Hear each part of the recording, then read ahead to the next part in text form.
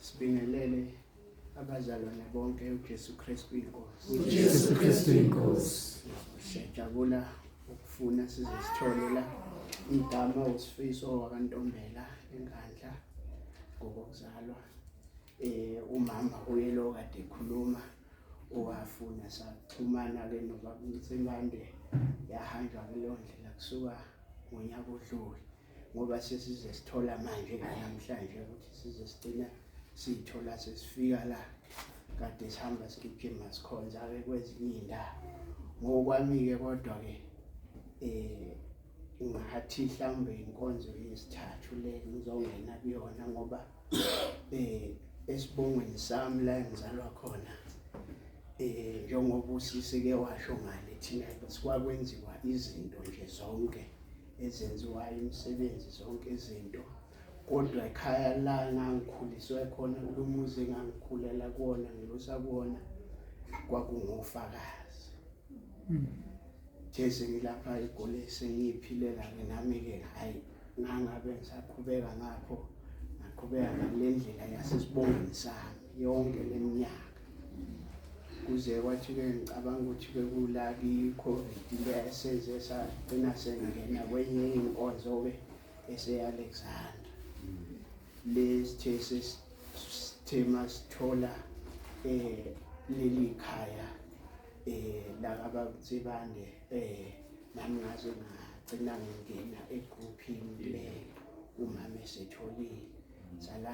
salandela ke ngoba namhlanje ke eseze ke uNkulunkulu asibeke ekutheni size sifike sixhumane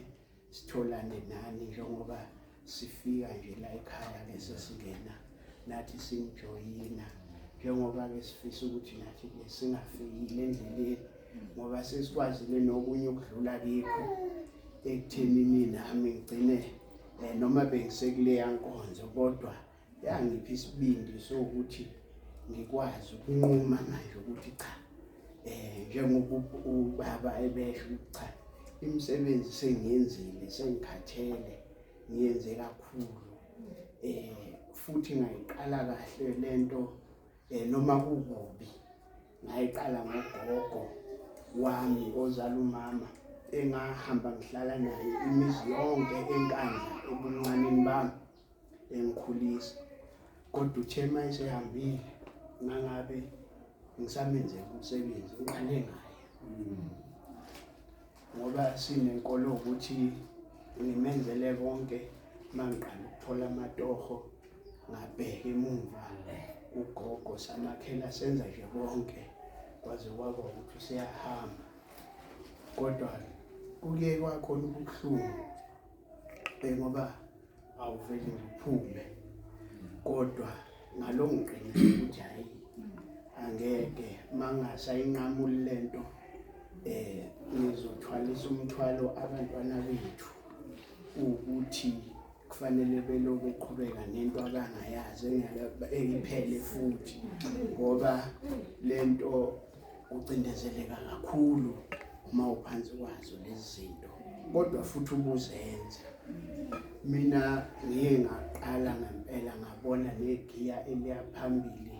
nasekuyisebenzeni nakho konke engikwenzayo mase ngihlukene nalezi ayimbuzi engihlabile konke kodwa ubuye futhi nenkinga iqhubeke ihambe nje nawe yebo njengoba mama bonke nosisi kwabeka naye ethi naye yena kuyaqala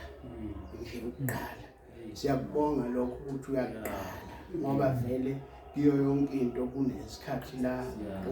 kunokuthi kuyaqalwa khona kufike kuye ngoba ngisho ngithi nami sengasho ngithi lesithathu engafisi ukuphinde kuphume kulona yabona besicela kakhulu ukuthi sibambisane sonke ngomoya wodwa njengoba nathi sifike sawuthola ukuthi cha kunokuthobeka siyabonga